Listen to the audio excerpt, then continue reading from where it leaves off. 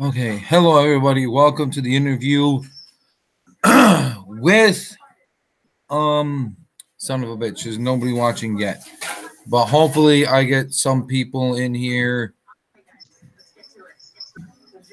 Okay, there he is. Oh shit! Hold up, I gotta close something out. All right, yeah, no problem. We're just kind of waiting for everybody to get in here. That's kind of why we started this before 12, so that way anybody who hasn't got notification yet and shit, that way they notice and they'll jump into the chat, and hopefully we get plenty of people in here with some questions. Right. No, that's not like either which way. I mean, you know, like you got me for an hour, so we'll just shoot the shit. Yeah, exactly. I mean, we could shoot. You know, like I got questions. You know, like obviously I could ask you questions, and then if that lasts about 30 minutes, then there's like a half an hour that we could just shoot the shit. Yeah. And obviously I'm going to be posting on my social media like Facebook, Twitter. I don't have Instagram on my phone, so I can't do the Instagram thing. Right. So honestly, before we start, I wanted to ask you, and I didn't want to ask you I didn't want to bother you overnight and shit. So I wanted to ask you, have you taken a listen to the Turncoat Dirty album? No, I haven't. Dude, you should. It may only be 8 tracks, but the album is fucking hot. I'll give it a shot. I mean, at least this way, you know, I'm like, I believe you probably watched my shit enough to know my whole thing when it concerns like M&E and all of that shit. So. Right. Well, I support all artists. Like me personally, I support all artists. Same. Mm-hmm. My outlook on it is if I ain't getting paid by my listening to it, I'm down for it.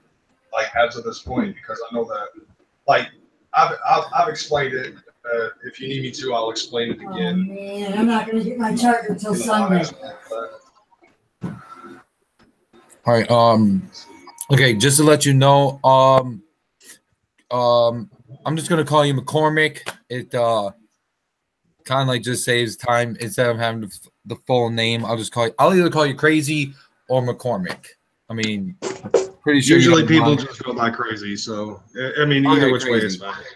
Okay, so Kreyz. I actually just got a message from. I know you know Nightmare, so he just messaged me on Hangouts. He's like, I'm just letting you know. I know you're interviewing Kreyz. I can't watch.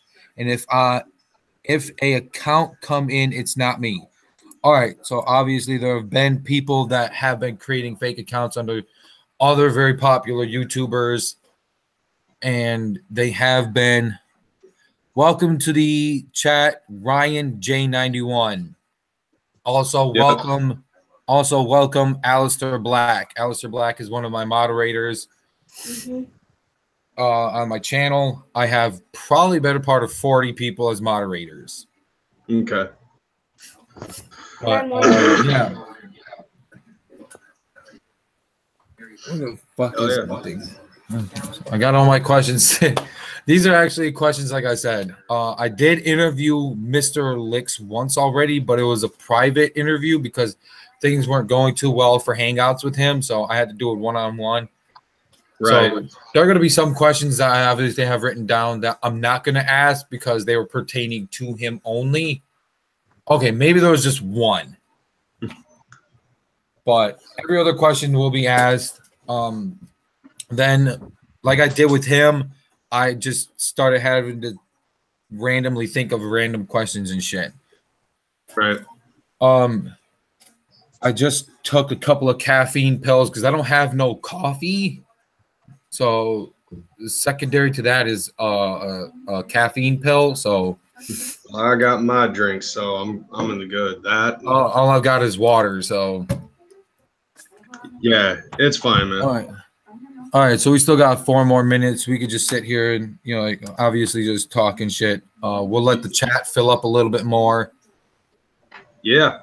I'm obviously I haven't eaten breakfast. I got a big ass thing of peaches here. Oh yeah. So right, let me see. Actually, you know, I ended up putting up a pop out, so I'll be able to read the chat. All right, cool.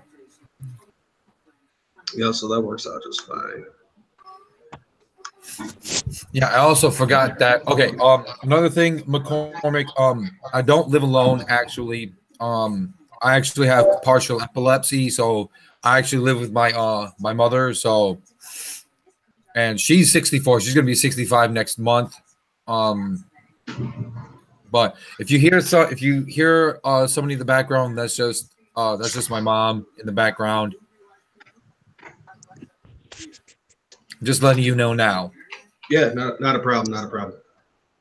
All right, because I've had people come into my chat and they'll ask, "Oh, who was that in the background?" I got to sit there and try to explain to them everything,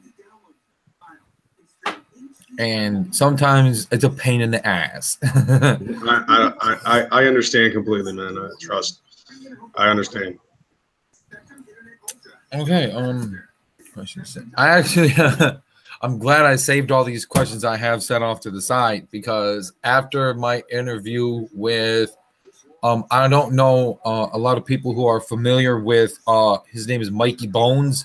He actually put an entry into the Young Wicked Still I Rise Beats contest.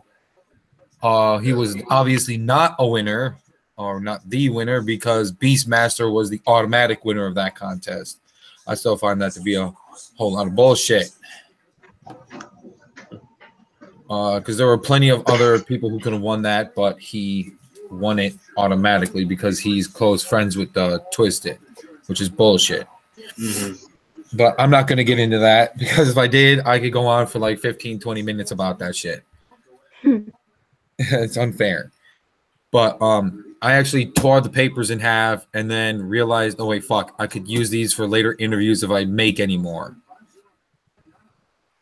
I don't know if you know. I don't know if you know about Underground Wicked Radio.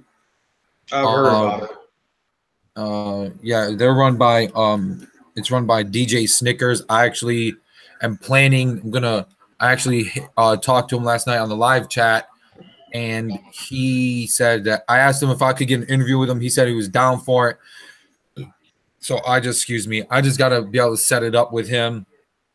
For this week or maybe even next week. I'm not too sure yet. Right. Okay.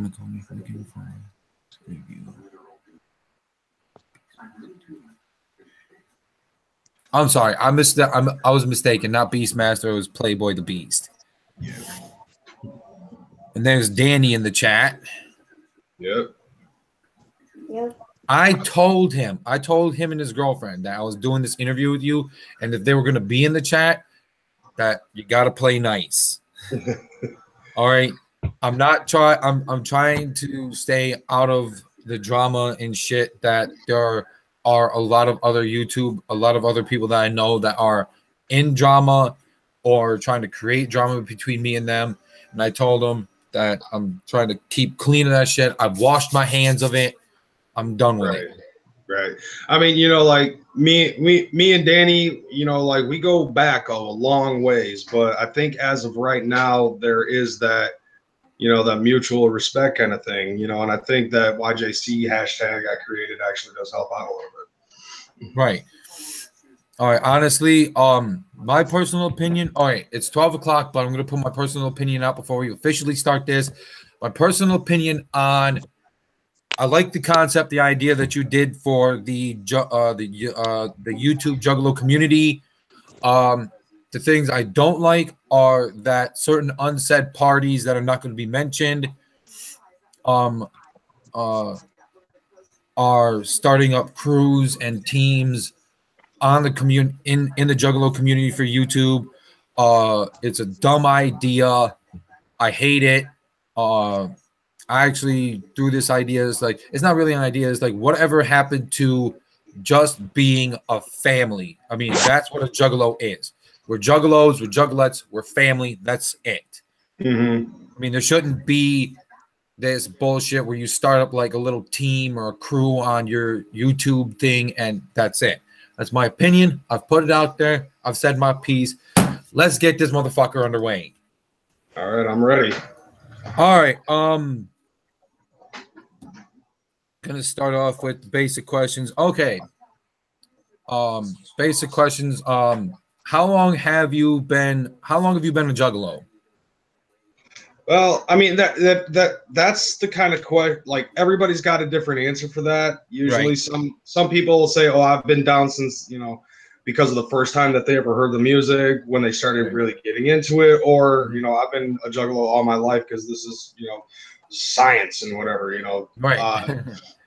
But the first, like, I'll answer it this way: the first time I ever listened to Insane Clown Posse was in 1995 when the Riddle Box had just come out. The story behind that is at the time, let's see, I'm trying to think here. I can't remember what grade I was in. I think I was in 7th grade. Wow. And I had a buddy of mine whose father had just passed away. And he went from being, like an high honor student, playing in the fucking school orchestra, Right. and like just fucking smart and everything. And he ended up he was skipping school at this point after his father passed away. He was skipping school, missing out on classes, missing out on homework. He stopped playing his French horn and shit like that. And eventually it just got to a point where the school couldn't handle it anymore and they fucking expelled him. And I told my parents about this. I told my mom that, I was like, dude, Mom, David's having a lot of issues with getting over his dad's passing and stuff. And I think, what would work best for what would work best is if, he was there for me in 4th grade. He befriended me because I was the one that got picked on. Every class has that one kid that everybody picks on because Trust me, I got that. I know that feeling. I got picked on a lot. Right. I'm sure we all have. But but what I told my mom is that, like he was there for me. He was there for me when I fucking needed a friend. And I think it would work best if I was there for him because he doesn't know my name. And so my mom set up a play date with his mom. And we fucking hung out. We were playing video games and shit, and just I was trying to fucking talk to him and just try to figure out what's going on in his head. And he goes, hold up, let me go get the radio. I got this new cassette. You gotta try it. You gotta check this out. So he goes and gets a boom box, and he fucking gets, and he comes back with the tape, pops it in, and it's fucking Riddle Box. Nice. So it's playing in the background as we're playing Too Extreme for the PlayStation, and by the time Dead Body Man came up, I was rolling on the floor laughing, like legit. I was fucking just rolling on the floor laughing. After that day, like that album actually kind of stuck with me. It laid dormant in the back of my head for a couple of years when Malenko fucking came out through Island Records. So wintertime in '97, my mom ends up saying that for my birthday, she was going to hook me up with a BMG account. And I went through and I ended up looking through all of the music and stuff. And, at the time I was into a lot of alternative and rock and heavy metal and stuff like that. Right. So, and at the time, like a lot of newer stuff was coming out, like Sugar Ray, like the whole punk rock revival. Right. And ska and shit like that. So the big things that were out at the time was like Sugar Ray and Sublime. There was a kid that I knew in high school that ended up introducing me to the Adam Sandler albums. So I got Adam Sandler, What the Hell Happened to Me? Right. And, let's see, I also got Smash Mouth, Spoochie Mang. One other album, I think the other album that I got was the Verve Pipe. And then after that, I got Malenko. Nice. And the funny thing about this story is that out of all of the CDs that my mom fucking let me get on BMG, the one that they were the most upset about was Adam Sandler, What the Hell Happened to Me. When I was a kid, normally my way of getting up was my mom would open up the door and tell me, hey, it's time to get up. That was my alarm. So like one day during Christmas break, the door slowly creeps open and I got one eye open and I'm checking out what's going on. It's my stepdad. And he walks over to my fucking CD case, unzips it, opens it up, pulls out a CD, zips it back up, puts it back exactly where he found it, walked out, and I waited for my bedroom door to close, the living room door to close, for the car to start, and for him to take off before I jumped out of bed and I opened up my CD case. And the album that he took was Adam Sandler, What the Hell Happened to Me. Damn. Wow. Now, the funny thing about that is sitting right next to that empty slot was the Great Malenko. Ew. Nice. So about 5 or 6 years ago, I ended up rehashing that story over to my mom. I ended up telling her about that. And she's like, oh, my God, I totally forgot about that. I said, yeah, I think you picked the wrong fucking CD, Mom.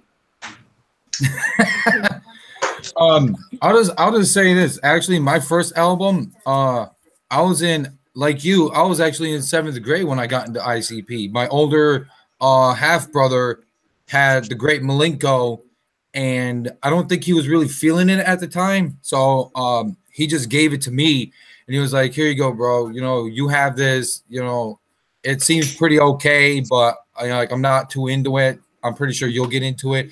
And I've been listening since 7th grade. So yeah.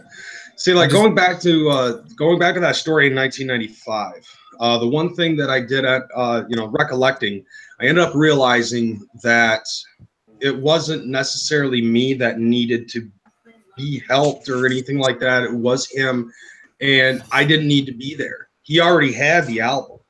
And listening to that album, looking back at it, like I was under a lot of angst. I had a lot of rage. right, And it seriously, like looking back at it, it was as if these motherfuckers have walked behind me, picking my brain and, putting all of that anger, all of that angst, all of that rage on a fucking pad of paper and rapped about it. And that's right. one of the things that really has stuck with me. And then when I moved to Grand Rapids from Lansing, Michigan, that's when I found out about the internet, and I started fucking looking up stuff on Yahoo and AOL and shit. And I was just, I had a huge thirst for knowledge, specifically when it concerned the wicked shit and St. Clown Posse, how they got start, all of that shit. I'm sure everybody fucking had that, but yeah, exactly. Once I found out about the internet, it was on, and I've been fucking picking brains since. Okay, so let's see.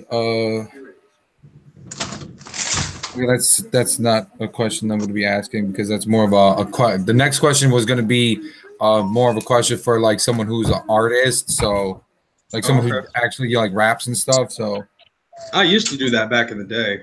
Like, never really went far with it, but I did actually have like an EP. Oh shit. Yeah. Like I never I had an EP up for release, but I wanted to test what it was going to be like before I fucking officially put a release date on it. And I'm not sure if it was just that level of suck or if it was just too far ahead of its time. And this was like back in 2005. I can never really pinpoint, even 13 years later, I can't even pinpoint whether or not it's one or the other. You know what I'm saying? Right. Because like the lyrics were kind of cookie cutter and like the beats were very fucking techno-y. And I was like trying to fucking mix techno with fucking wicked shit. Wow. But then the next step was, after I started getting into death metal and black metal and shit, I wanted to fuse that with the wicked shit, and Kid Crusher beat me to it. Yeah. All right.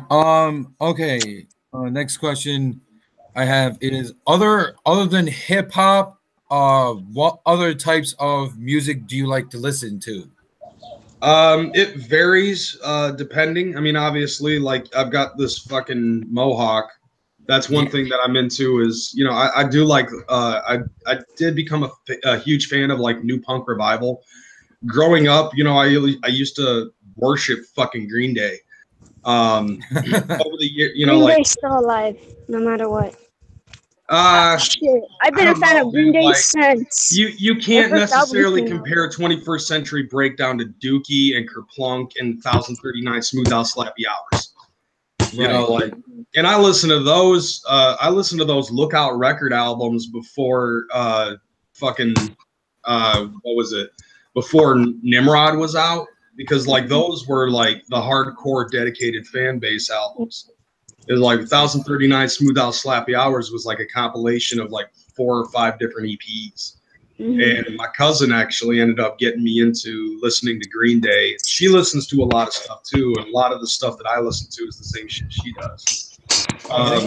So like, you know, obviously before you know, as a kid, you have no choice but to listen to whatever it is that your peers are listening to or whatever it is that your parents were listening to. And my mom was the same way as I am, where her tastes just vary from one, you know, from one end or another. You know, when I was in elementary school, she was into a lot of country, so I got to listen to like, you know, Clint Black, Anne Murray, Kenny Rogers, Dolly Parton. She ended up switching over to easy listening, so I got to listen to Michael Bolton and Kenny G and shit like that. The next step was, by that time I was actually starting to discover my own type of music and taste and shit, which at the time was a lot of that college rock shit, like Bush and Burt Pipe, um, things of that nature. Obviously, Green Day because of, you know, reasons that I said before. My cousin was getting into that type of stuff, and my mom at the same time she was getting into oldies. So not only was I getting modern rock, but I was also getting rock and roll from the 50s, 60s, and 70s. You know, from the 50s and Yep. 60s. When she met my dad, my stepdad, stepdad was into a lot of arena rock and and you know and even stuff like ZZ Top and Ted Nugent and shit like that. And let's see, throughout high school, basically it was straight up juggalo shit. Like I didn't listen to anything but Insane Clown Posse and Twisted, E-Shop. I also dabbled into Cottonmouth Kings. Every once in a while, I'd put on a different album, like be like, you know what, today I just don't feel like listening to ICP. I think I'm just gonna listen to fucking Ushunang or something like that. Right. But after I got out of high school, I started actually getting back into listening to hard rock and shit. Right. You know, and when I was a kid, my brother actually introduced me to heavy metal, like Sweet. a lot of speed metal and thrash and shit. So I got to listen to the Big Four because of my brother being around, specifically like Megadeth. Also because of my stepdad, I got into Rush. Nice. Rush is the You know, shit. Like I don't give a fuck what you say. Like Rush is the motherfucking shit. my mom actually seen Rush live back in her time. I am jealous as fuck, and I will kill her if you say that again. No, I'm fucking. Oh, my name's Harley Quinn, by the way. Queen? No, Quinn. Quinn. Oh, Quinn? Yeah. All right. Nice to meet you. All right. But, you know, see. obviously, hold on, I'm going through the list here. Somewhere between like 2002 and 2005, I actually started getting into death metal because of a chick I was fucking. That she actually, she introduced me to like actually not just death metal, but also black metal, and on top of that, like the international shit. Like because of her, I got to listening to him, and I also ended up like him, Devil Driver, and you know, obviously at the same time we had Korn, Limp Bizkit, Il Nino, and a bunch of other fucking bands like Kill Switch. So I started getting in a lot into like the rock and stuff, like heavy rock and heavy metal and shit like that. Once again, like I'm sorry to cut you off, but I mean, I had a friend in high school that we were actually on a trip, a field trip somewhere. It was like a job fair or some shit like that, and we were on the bus, and he was sitting there and he was listening to something. I was like, dude, what are you listening to? And he handed me his headphones. And I'm like, well, what the fuck is this? He was like, dude, this is Cradle. He was like, I asked him, what song is this? He was like, this is Cradle of Filth. I sat there, went home that day, and I tried looking up a song called Cradle of Filth. I was like, dude, I tried looking up the song Cradle of Filth. He was like, no, that's the band name. I was like, oh, okay. Yeah. Yeah, like because of a lot of people that they have been a lot of influences on what I listen to. But like in normal circumstances, I don't like to listen to a lot of the new stuff. Specifically in hip hop, I can't listen to this new shit. You know, and I don't know what it is. It's just one of those things in my brain where it's like, okay, look, if it's on the radio now, especially if it's on like one of those hip hop channels, I can't fucking hear it. I'll wait until it dies down and then get, you know, unless it's like something that people just won't shut the fuck up about and actually have me give it a shot, you know, I'll do that then. But like most of the stuff that I listen to really revolves around rock music. So I listen to a lot of classic rock. I listen to modern rock. I listen to college rock. I listen to fucking punk, new punk revival, metal, speed metal, thrash metal. Basically anything that Jared Dines has actually put a fucking label on. I'll even listen to porno grind. I don't give a fuck. What the fuck? Heard that before. It's a thing. Trust me. Porno grind is a thing. I'm definitely gonna have to look that up later. Okay, actually, you know what? When you sat there and you were talking about when you mentioned about that you can't stand any of the new rap artists, you actually just answered a question I was gonna ask, and that was, are you a fan of any of the current rap artists? And based on what you just said, it doesn't sound like you are, and neither am I. And honestly, I feel that a lot of the new age artists use too much fucking auto-tune. And to be honest, I hate to place the blame on one single person, but it is to be put on them, and that is T-Pain for introducing the world to auto-tune.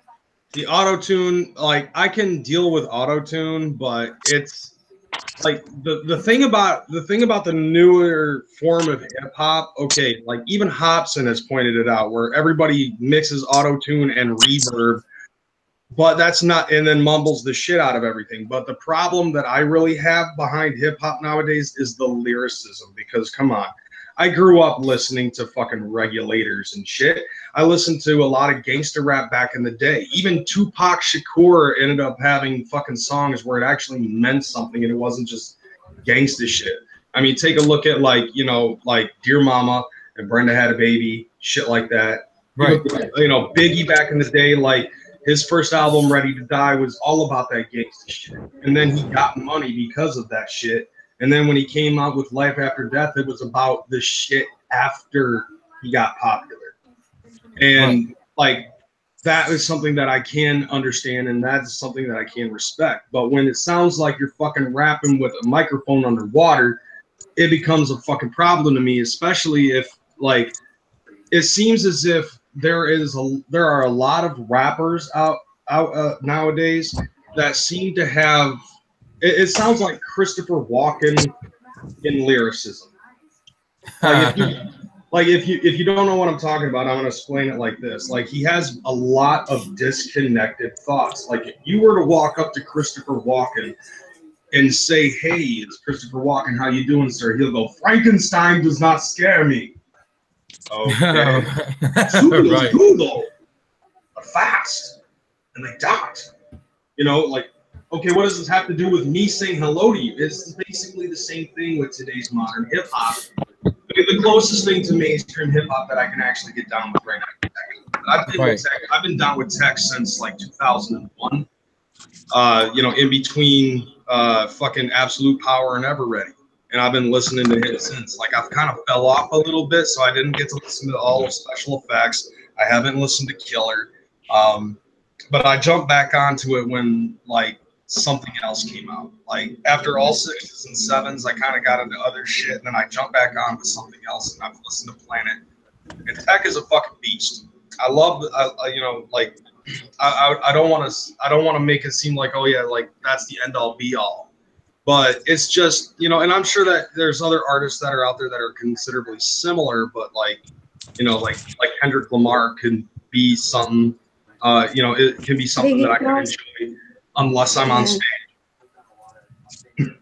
Because that shit with the girl that ended up saying the N-word on stage, that was hilarious to me.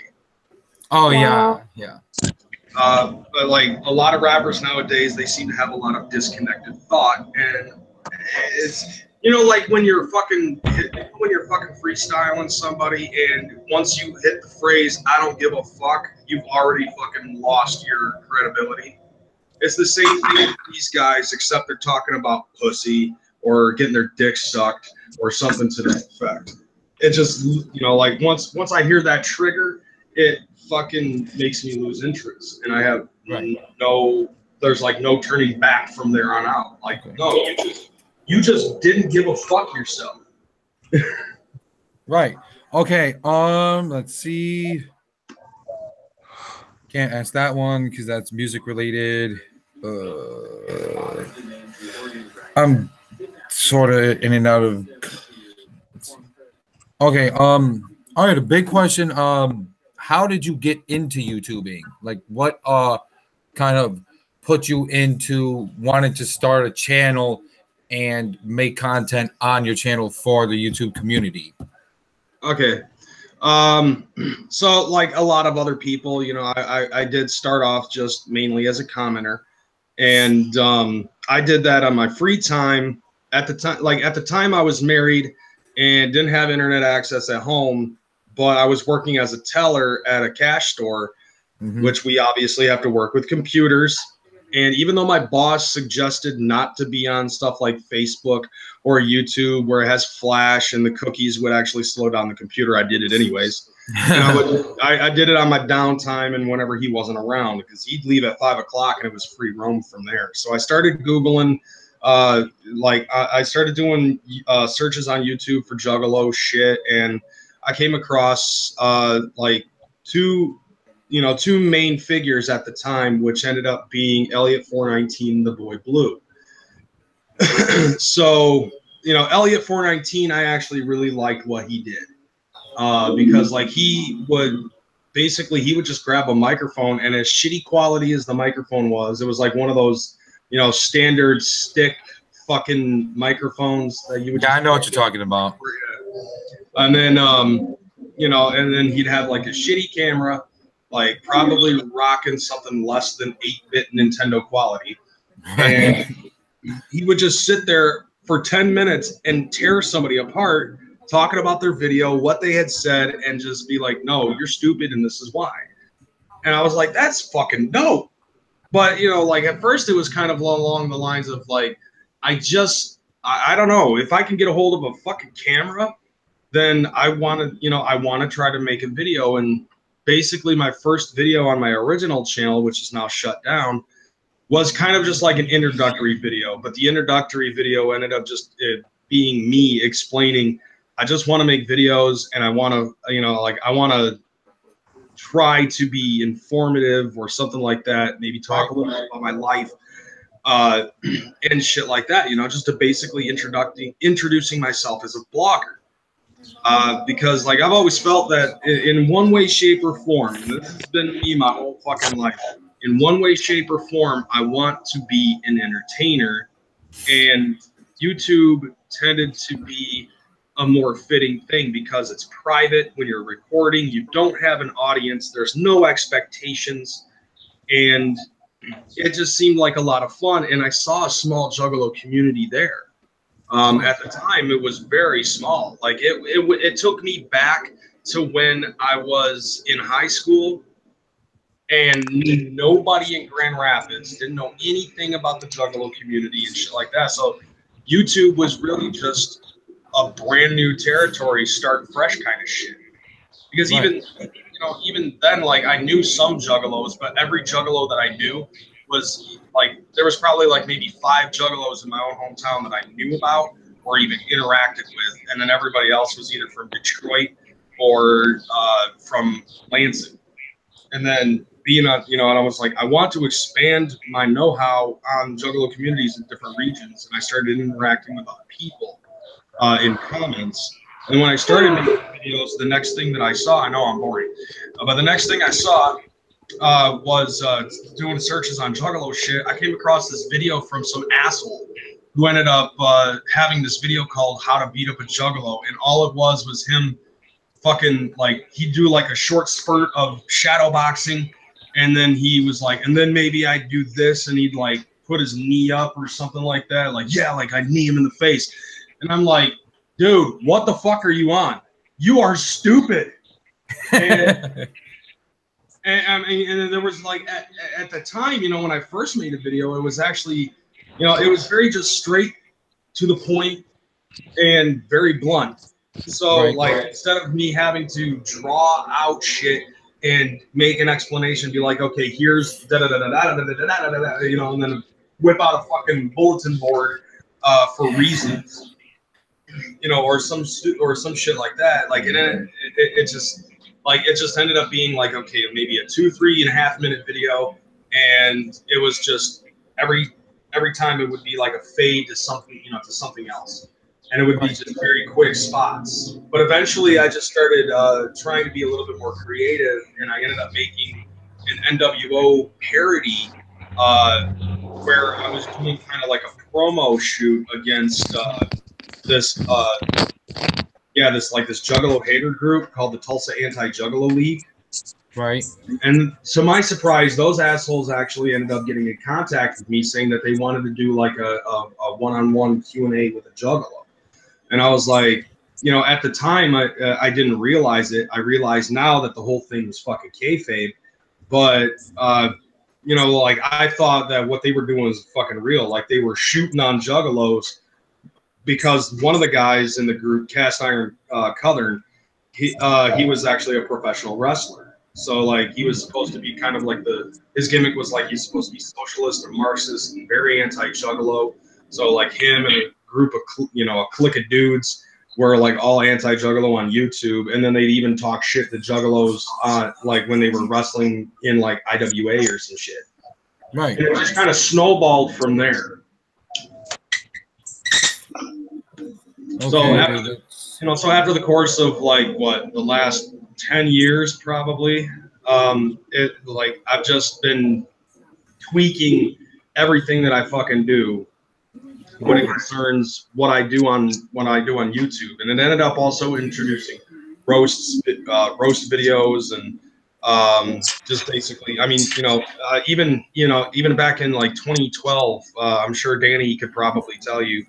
Like he was one of the other people that I hit. I came back and attacked him, or actually retaliated again at him back in 2015, which also involved Wicked and and a couple of other people. Mostly though, like what I do like to do is I do like to talk about Juggalo community shit, and in a way, like I guess all of my videos are supposed to be like funny and informative. And of course, I'm gonna bash haters and necessarily the juggalos who just don't get what it is to be a juggalo. So at some point in time, while during my tenure on YouTube, there were a lot of juggalos that CPN ended up dubbing as fam kids. Because I believe there can be a time where like even myself, I can get involved in some beef with another fucking juggalo, but I don't think that I need to hear 75 people fucking saying, well, we're not supposed to fight against each other. It's all about family love. And that's what a family kid is, basically. Just like somebody who's going to try to pull that fam card and say, well, we're not supposed to be fighting against each other. It's all about Juggalo family. Sometimes it's not. Like, and even between like Violent J and Isham, both of them have said, like there's a love-hate relationship between the two of them, but there's always respect and sometimes family fights. That's just how it is, you know?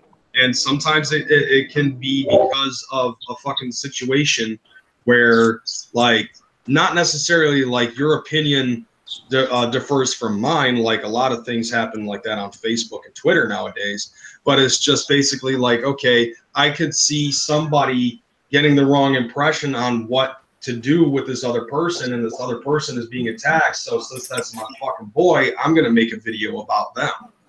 And things of that nature. Like, I don't try to go out and pick fights. I try to fucking stop them. Right. My fucking assholeness on YouTube in order to fucking get the job done. And that happens, you know, that it continues to happen. But the way that I see it, you know, it's probably never going to stop. And I'm probably going to continue to make videos just like that. Right. All right. Gonna go through here. Okay, are you okay? Obviously, you look like you're a gamer, so obviously the question is, are you into video gaming? And preferably, like, what console do you prefer to play on? Yeah, obviously I'm a gamer. I've been posting a lot of stuff like on whether it be like my public figure page, on Facebook, or it would be like on Patreon. Some of the patrons that pay $1 a month, I'll show them video, like pictures of the new games and stuff that I get. I tried, you know, for the longest time, I tried to keep up with everything that goes on in the modern era and the next gen shit, you know, for whether it be PlayStation 4, Xbox One, the Wii, and the Switch. But as time has gone by, I have noticed that there are only specific secular games that I play in the modern era.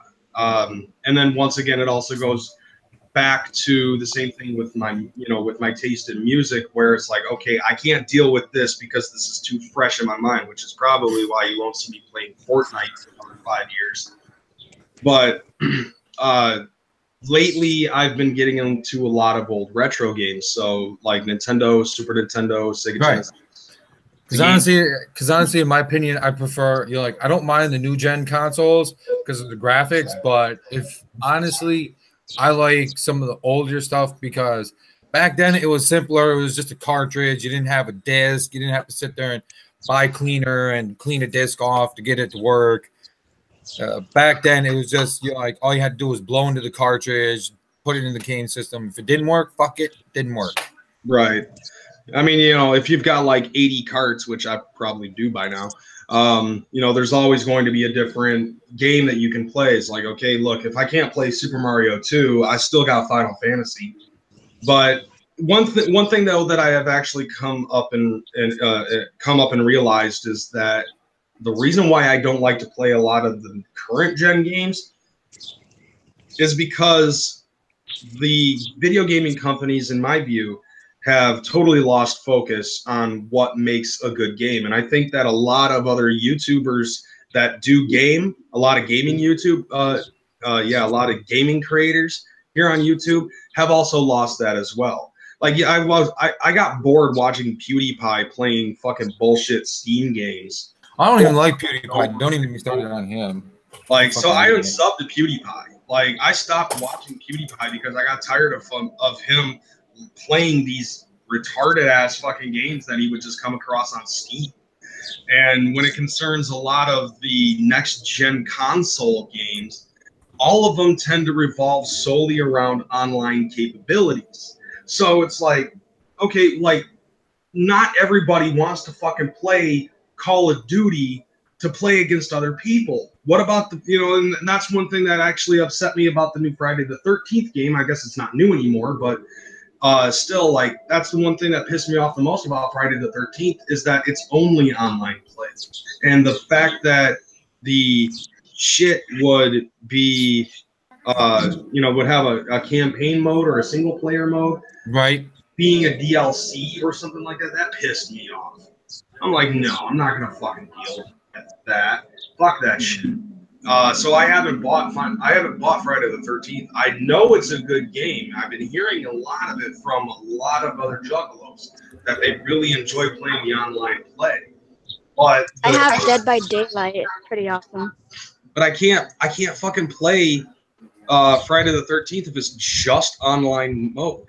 And too many people play like Battlefield and Call of Duty and shit like that just strictly for the multiplayer. Because I honestly think, looking back at it from the consoles, from the cart days, like those games relied on playability, the replay value of the game. And it had nothing to do with, like, I'm going to use Lollipop Chainsaw as a prime example. Great game, but they rely on the different locations of the lollipops in the game that you're supposed to collect in order to get a fucking trophy or an achievement. Like, that's the way that they expect you to replay the game. And the same thing goes for other games, like even Terminator Salvation. Decent game. Right. But, like, you get all but one of the fucking trophies just for one campaign mode, and then you have to play it again on hard mode in order to get the last one, in order to get 100% on your fucking trophy thing. So the trophies really, to me, just seems like the bait. And back in the day, that wasn't how it was. Like, I'm 35 years old, and I played River City Ransom again. After the first time I played it was like back in 1989 or 1990 was the first time I ever played River City Ransom. And the game still has the same replay value back, now as it did back then. Right. So I decided to just say, fuck the next gen games. If I want to do something on that, I'll probably end up playing in a game that I actually have interest in, which is very low. Like the last game that I bought that wasn't like a replay or a fucking HD upgrade or whatever was probably South Park: The Fractured Butthole on my PlayStation 4. That was the last game that I actually played. So now it's like, I'd rather just go back to the well. I prefer to play regular online. I prefer to play regular games and cartridges than I would rather on digital or disc. True. Actually, here's the crazy thing: is because I actually live out in the country now. But when I used to live in the city, because I grew up in the city, there's this little family-owned game store. I actually told my girlfriend told her about this already. There's this little family-owned. It's like literally probably got maybe like 2 or 3, 4 stores. It's called Game Kreyz, and they sell from Dreamcast to Nintendo, the NES, the Sega, and they sell all the way up to the new gen Xbox One, PlayStation 4, and it's still around. I'm hoping I could get back into the city and hit them up, and maybe one day if I can scrounge up the money, go and get me a Nintendo or a 64 and just start playing all the old school shit. Right. That's the thing of doing. Yeah, like around here in my town, I've got like 5 different places that I can go. I've got 2 disc traders, and they sell a lot of old carts. They've 2 other places called the Gaming Warehouse. There's a Play and Trade not too far away from the airport, and then just a few blocks down from my house, there's actually a local shop called Vidiots, and I'll go to all those places and I'll fucking hit them up. Although yesterday I ended up going up north. There was a flea market that was going on, and I'm in. I definitely want in on this shit. So what I did was I went there, and my girlfriend's like looking for clothes, and she's looking for jewelry and stuff like that. Like they bought a couple of fucking things from Amish people who had setups over there. Me, on the other hand, I'm just like, I'm looking for one thing and one thing only. And that's Nintendo. And I fucking found some shit. I found 4 NES carts, one Game Boy Color game that I bought out of pity, and like 4 Game Boy Advance games, 2 of them of which I bought out of pity from the same guy, because he had 2 Madden football games, one for the Game Boy Color and one for the Game Boy Advance, and then some Texas Hold'em poker game, and all of them were supposed to be like a total of $5 to buy, and he sold them to me for $2. Right. So I was like, okay, cool. And then I picked up F-Zero Maximum Velocity and Pac-Man, the NES Classic version on the game for the Game Boy Advance. Right. And I also bought the Karate Kid from the same lady that I got F-Zero and Pac-Man from. All of that for $7. And then I bought 3 NES games like NES Play Action Football, Othello, and Trojan for $15. So I spent $24, and then looking back at the prices of which I bought and how much they're actually worth online, I actually saved $27 with the purchases that I fucking bought. Nice. Oh yeah, dude, I still had fucking $13 to spare, and I probably should have been like, because the guy that I bought Othello and Football and Trojan from, he also had Donkey Kong Country, but I fucking bowed out because like just gut reaction was telling me don't buy this, it's overpriced. I probably could have haggled him down to 12 or $13 just for Donkey Kong alone. Right. But you know, it's not like that's the only cart that's there. I'll get it eventually. Right. And today I'm actually expecting Final Fantasy V for the Super Famicom in the mail. Damn. Yeah, because I actually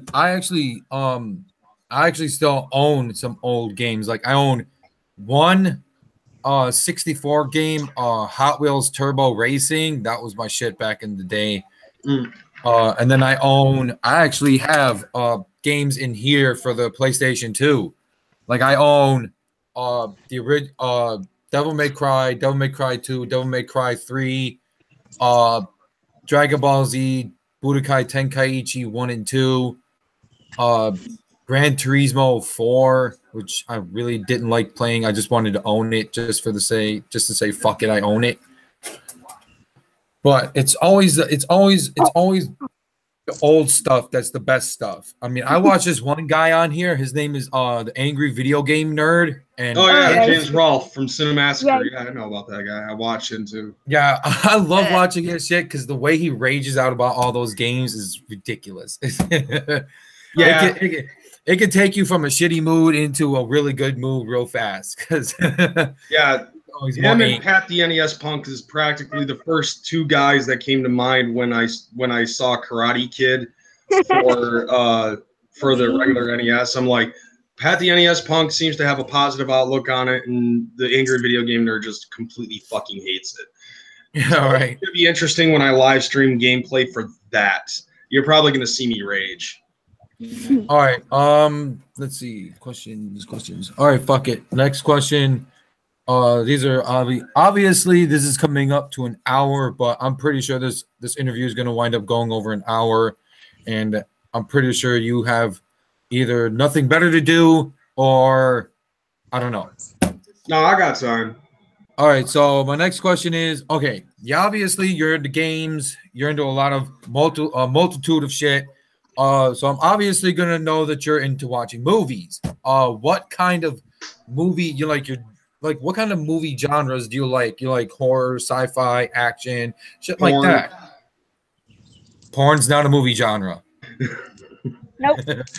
Okay. I will admit. No, sorry. I'm fucking with you. No, I figured I would just try to be straight faced with that, but no. Yeah, just I watch porn, a lot of fucking porn. So do I. So we're all guilty. Right. Doesn't matter what it is, smoking fetish, foot fetish, gonzo, step fantasies, whatever. Casting couch like a motherfucker. No, but really when it concerns like movie genres and stuff, it really depends on the certain type of comedy, because I can't stand like epic movie and shit like that.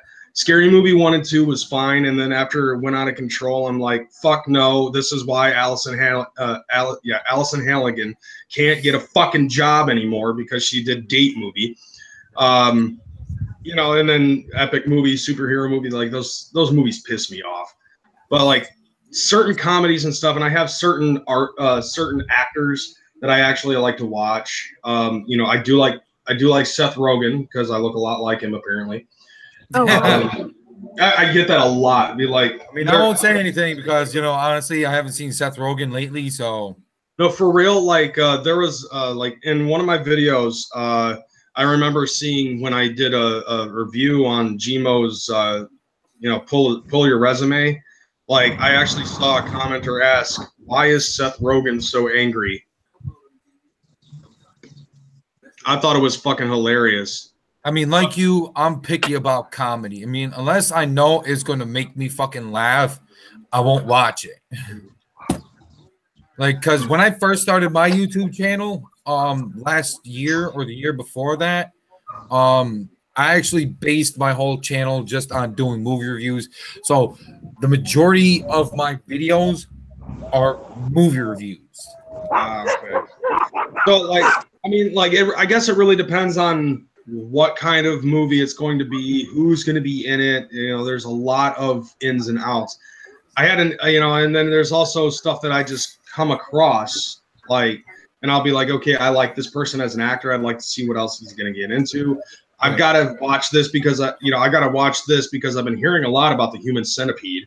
Or definitely watch it. I've seen all. I'm sorry for cutting you off. No, go ahead. I've actually seen Human Centipede 1, 2, and 3. I've seen all of 1. I've seen parts of 2, and I have not seen 3 yet. Now the funny thing is, movies I've ever watched. The funny, like a funny story with Human Centipede 2 is I remember seeing like I remember seeing a video from Child's Play Ninja where he was watching Human Centipede 2 right around the time where shit just kind of started to get out of control. And I love saying that. You know, it's like when everybody's trying to escape and the Human Centipede breaks and there's shit, blood everywhere. And then that fucking, you know, then there's that pregnant lady who gives birth in the car, slams on the fucking gas, crushes the little Cabbage Patch Kid's head. It's like you couldn't tell that was a Cabbage Patch Kid at all. No. And then like all of that shit going down, and he's sitting there just like, oh my god, what am I watching? And then I'm watching the movie. About a few months later, my roommate at the time, Vinny, ends up renting the Human Centipede 2 from Family Video. And he's sitting in his room, and I just got back home from fucking shopping at Myers. And I grabbed some donuts. I gave him a couple, and I'm sitting there on the couch in his room watching this exact same scene, and I'm just like, you're just cramming donuts in your mouth, like. So what's the problem? Yeah, what's the problem? Yeah, I was just like, so what's the problem? I don't see what the problem is. Okay, you know, like, oh, he's just like, oh, see, the whole point of the movie is that, you know how the first one was supposed to be like medically accurate? This one's medically inaccurate. I'm like, really? What did I miss? He's like, oh, dude, they fucked, like, instead of removing the teeth with, you know, with the correct instruments and shit, the dude fucking bashes their jaws loose with a fucking hammer and until all of the teeth get knocked out and shit. And instead of sewing the faces to the anuses and shit, he's using duct tape. And then like the first person wouldn't eat, so he shot everybody up with liquid X-Lax, and everybody's shitting in everybody's mouths and stuff. Like, it was fucking awesome. He's like, oh, dude, it gets better because like all the poop is fucking coming out the sides of their mouths and shit. It was awesome. Yes. I'm like, you've got to be shitting me. I was like, oh man, I can't believe I missed that. Oh yeah, but when I first walked in though, it was like right around the time where the dude whips out his little baby dick and wraps barbed wire around it and starts fucking the chick at the tail end of the fucking centipede. I was like, well, that's a way to do it. So that's where and so I was like, so that's where Ned Master got that line from in his fucking Oh Girls song. I never seen Centipede 1 or 3. But I love horror movies. I do love I am a fan of horror movies, and I love you know, I love comedy movies. The comic book movies have actually been rather entertaining, and I like that. I think the last movie I went to go see was Deadpool 2, and that was the shit. Oh, I'm glad, because I want to see that. Yeah, I'm not going to spoil it. I'm just going to tell you it was the shit. But let's see. Before that, the last movie I saw was, I saw Ready Player One, and before that, I saw A Wrinkle in Time. Nice. But I also watched The Notebook. I'll be man to admit, I cried watching The Notebook. Let's see. Same. Wicked. Okay, Wicked Deathlord asks you, like, what's your favorite horror movie? The Nightmare on Elm Street 4. Hell yeah. Nice. That Me was pers- actually what got me into watching horror. My when I was a kid, my mom worked 2 jobs, so I was practically being raised by my babysitter, and she had a huge thing for fucking horror movies. So I got to see all the good shit. Like, didn't matter if it was like Nightmare on Elm Street or Friday the 13th, Hellraiser, Gremlins, Goblins, fucking The Gate. I remember watching The Gate. Let's see. Yeah, just a slew of them. Shit, I watched both Creep shows and Monster Squad. But I do honestly have to say, like, that, like, there's the Nightmare, like, as a kid, Nightmare on Elm Street 4 is what I should say it was my favorite movie at the time. But as I've gotten older, I've started to get a little bit more appreciation for the art of cinema. And so because of that, in high school, I ended up going into audiovisual class, and one of my teachers, so my teacher actually ended up showing us the silent film Nosferatu, A Symphony of Horror, and she had it on cassette, and she ended up watching that, having us watch that, and I was like, you know, she's explaining everything when it concerns how the movie was made, what kind of stuff that they were using, and I grew a huge appreciation for that fucking movie. Like, Right.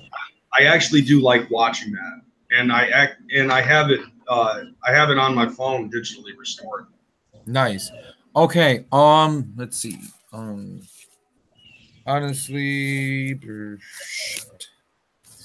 I wish I didn't stay up till 3 o'clock in the fucking morning. My brain would be more accurate. Okay. Are you a fan of wrestling? And if you are, like, who would you say your favorite wrestler is? I am a huge wrestling fan. The first time I actually ever got into pro wrestling, my mother and I were kind of like, like, I guess for lack of a better term, the traveling circus, because we kept, couch surfing, bouncing from house to house. One guy, let's see, we were living in Lapeer at the time, and the people that we were living with was a former coworker that my mom was working with at a pizza parlor when I was a tot. And him and his wife, Scotty and Michelle, they let us stay there for a couple months, and they actually introduced me to wrestling because dude ended up actually taking me to WrestleMania 3. Nice. I mean, we weren't very far from the Silverdome, so fuck it. And I've been a fan ever since. And when it concerns favorites in wrestling, like the top spot always changes based off of the era, so to speak. So being introduced to it during the Hulkamania era, I have to admit, man, at the time Hulkamania was running wild, and I was a huge Hulkamaniac. I was a Hulkamaniac to a point that would make Roddy Hogan proud. Right. But then the next era ended up becoming the New Generation era, which a lot of people were big on, like Shawn Michaels and the Clique and shit like that. And I always had, I thought that the 1, 2, 3 Kid was actually pretty cool. But I was also a big fan of Diesel. And then when the Attitude Era came about, a lot of people ended up saying fucking Stone Cold Steve Austin, would be their favorite wrestler, or The Rock, or Triple H, or something like that. Me, on the other hand, like, I was more prone to wanting to watch the hardcore division, so I was a huge fan of Al Snow and Raven. Right. When the next generation that came in was the Ruthless Aggression era, and for the Ruthless Aggression era, my favorite pretty much changed into the Hurricane. But that's kind of honestly for a more biased reason, because I actually went on Shane Helms's fucking website, and he had a list of all of the CDs and movies that he had. And one of those CDs actually ended up becoming The Great Malenko. So I was just like, so I got a hold of him. I found a way to get a hold of him on Yahoo Chat, and I chatted with him, and I was like, dude, I saw that you got Malenko on there. Are you a fucking juggalo? Like, you're fucking, like, you're, like, I wouldn't necessarily say closet juggalo, but, like, definitely, like, you know, low brow, under the radar kind of juggalo. Because here we got Ninja fucking dressing up like a fucking superhero in professional wrestling, and I was like, dude, that is the shit. And I fucking marked, you know, of course I was a fucking mark over Sugar Shane Helms, the Hurricane, and whatnot. You know, so I was a big fan of him. Around that same time, too, I was starting to figure out my Irish roots, so I was also a big fan of Finley. And still not Vince McMahon. I don't give a fuck how Irish he is. Like I like him as a heel, just based on, you know, because like even that changed too, where I was like supposed to be all about the baby faces and stuff like that, like everybody else, and you know, and I also started to gain appreciation for a lot of other wrestlers that had been around since I started watching, you know, wrestling, like Chris Jericho and you know Eddie Guerrero, fucking Chris Benoit. Who? You're talking about Chris Benoit? Who? Benoit. No. If you're a WWE fan, he doesn't exist. He doesn't exist at all. He's erased. Like, you know, MIB came over to your house and be like, you know about Chris Benoit? Yes. No, you don't. No, I don't. It's like, so, it's like, yeah, WWE comes, you're knocking at your door dressed in all black and shit. It's like, you've never heard of Chris Benoit. And they pull out that little flashy thing from fucking Men in Black and they erase your mind and shit. Right. But then they also tell you, I'm Vince McMahon, damn it. He never existed. But no, you know, like kayfabe aside, yeah, Chris Benoit, I grew a huge appreciation for him. And a lot of other wrestlers that I saw as they were climbing up the ranks, and I felt the Ruthless Aggression era was actually pretty cool because of that. Now you have this modern era, and I like everybody in the Shield. I always have. Diva-wise, like I like Charlotte Flair and I like Becky Lynch. I'm also a big fan of Daniel Bryan. I mean, you know, like specifically because, you know, everybody likes the little guy. Everybody likes the underdog, and he had a great underdog story until his fucking neck got up.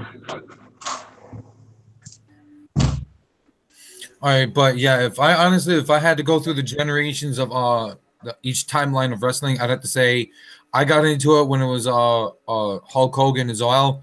So my favorite when eventually it was Ultimate Warrior, but then when the Undertaker came on the scene, that became my top tier fucking favorite wrestler, and he's always been my favorite wrestler. And then as through the years, it became next was like Stone Cold. I never really liked The Rock because he's always had this like sense of cockiness and all this other horse shit.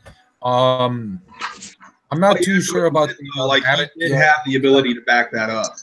Yeah, he did, but also I really didn't. And then there was Mankind, and Cactus Sack. He had multiple personalities for each one of his characters. And then there was the Juggalo version. That's Cactus Sack. Cactus Sack. Okay. Yeah. All right, but I would say my current favorite wrestler right now is Seth Rollins. Yeah. I dig Seth. I'm glad that they brought the curb stomp back. I'm glad that they let him curb stomp people again, because he has to redifferentiate himself from fucking Trips by, you know, stop using the pedigree. You know, and I definitely have to say, like, there's a lot of wrestlers that over time I have, you know, paid attention to their story and their background, and I grew to love and appreciate a lot of them, including Mick Foley. You know, like, especially now with the WWE Network, you can go back and you can fucking take a look at you know, like, you can take a look at everybody's sordid history and shit. Although one person that I immediately grew to appreciate 100% without the help of the WWE Network actually was Arn Anderson. I was a big, like, I loved the work that he fucking did, because that dude put in some serious hurt. Like, that dude, like, I couldn't tell if that dude was like kayfabe beating the shit out of somebody or not. And I think that that's the one thing that makes a huge plus when it concerns wrestling is, obviously, you know, you got to be safe with it, but you also have to make it look believable. And that dude made it believable. Like nobody, except for maybe Carl Anderson, can do a better spine buster than Arn. Right. I mean, honestly, my opinion right now as to I don't mind AJ Styles being the champion for SmackDown, but the fact that they still have Brock Lesnar as the Universal Champion is to complete and total bullshit. I feel that because he's only what they consider a pay-per-view worthy championship matches is bullshit. If you're a champion, you're supposed to be able to defend it on the regular show or in a pay-per-view, not just pay-per-view only. I'm kind of dual-sided with that because this, like, I hate the fact that he's a part-time wrestler, per se, because he's got a Legends contract and he's still got the championship title. So with the Legends contract, he has a dual he has the ability to have dual contractual obligations between WWE as well as UFC. But I can't knock him for doing the only thing that I don't like about Brock Lesnar is the length of time between separate pay-per-views that he will perform. Like he's probably only performing like 5 or 6 pay-per-views a year. And but I can't fully argue with that because at the same time, Bruno Sammartino, he did it once a month. Like he would still wrestle in between, and he was undefeated. He held I wouldn't say undefeated. He held the title for 7 years, and I'm sure that he fought in between, major wrestling events. He fulfilled his obligation to defend the title once every 30 days. But Brock Lesnar being gone for like 2 months, 3 months without fucking defending the title, that pisses me off the most because it's like, dude, you're like even CM Punk when he was holding the title for 434 days, he was champion while he was rehabilitating his knee and still was able to fulfill the once a month obligation to defend the title and still was able to defend it with a fucking bad wheel. So and on top of that, when he was 100%, he was working 300 days out of the year. So you can't tell me that Brock Lesnar can't do that shit. That's the only reason why Brock Lesnar is holding that title is because he's able to rest and rehabilitate himself while everybody else is working 300 days of the year. And I could back up Roman Reigns when he fucking was saying that shit. I mean, because honestly, I don't. Okay, here's the thing about Roman Reigns, and we're probably going to wind up talking about this wrestling shit for another 15 minutes or something like that. But honestly, I don't like the fact that they keep giving Roman Reigns so many opportunities to fight Brock Lesnar, where there are plenty of other talented wrestlers like Braun Strowman, Samoa Joe, Seth Rollins, Dean Ambrose. The list goes on and on and on. Right. And yet Roman Reigns is always at the front of the line. Well, that's because he's got the Vince McMahon likes big sweaty men look to him. But check the mail. Dan still had to check the mail. Oh, 1 minute. What was that? Dan wants you to check the mail. Like right now? Yeah. Well, I can't because I'm still in the. Oi. Can it wait? It says that the charger was delivered. All right. I hate to do this. I will be back, or she'll just get up and do it herself. It's probably in the mailbox. I will. All right. I hate to do this and interrupt the interview and shit, but I will be back probably at most minute and a half because we don't have. We live in a townhouse apartment and our mailbox is across the way. It's like this solid metal box. It's got like individual doors and shit. I will be back in like a minute and a half at most. Yep, do it up, man. Right. Do it up. Okay. But what I'll do though is I might as well go ahead and wrap up my thought on this because like he was talking about Roman Reigns and shit. But like the whole thing with me, like I like Roman Reigns because he's got that He's got that work ethic, and that's something that I can really respect and appreciate.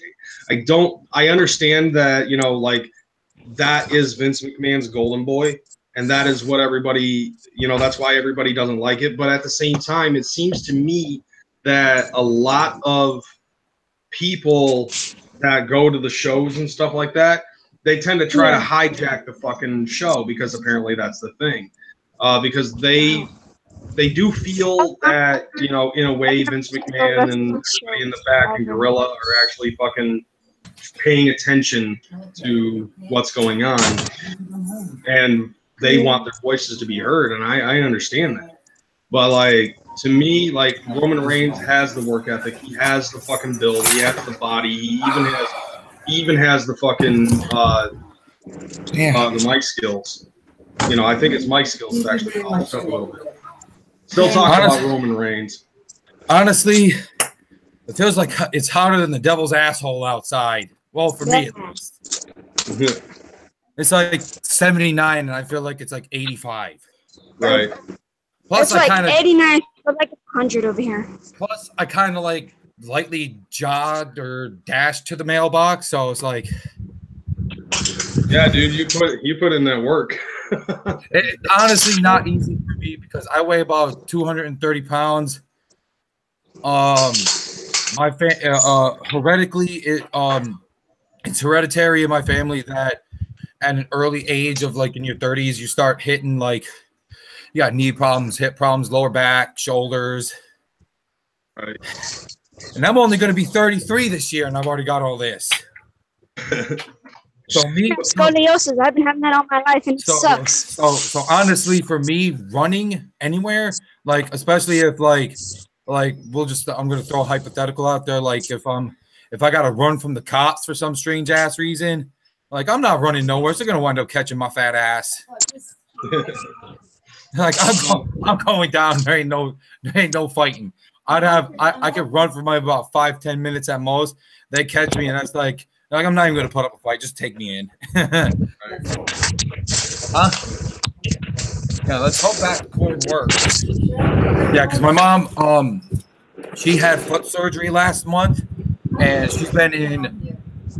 This is her third cast now, and she's really not supposed to be walking around. But my mom does not like just sitting around on her ass all day. Right. But yeah, she's got an appointment next month to get this last cast removed, and hopefully everything is fine, and they don't sit there and tell her, oh, you got to put another cast on. It's like, no, I'm not putting another cast on. Fuck that shit. But yeah, geez. I'm not gonna go on all day when it concerns wrestling. I'm just gonna put that out there. Right, I can do the same thing.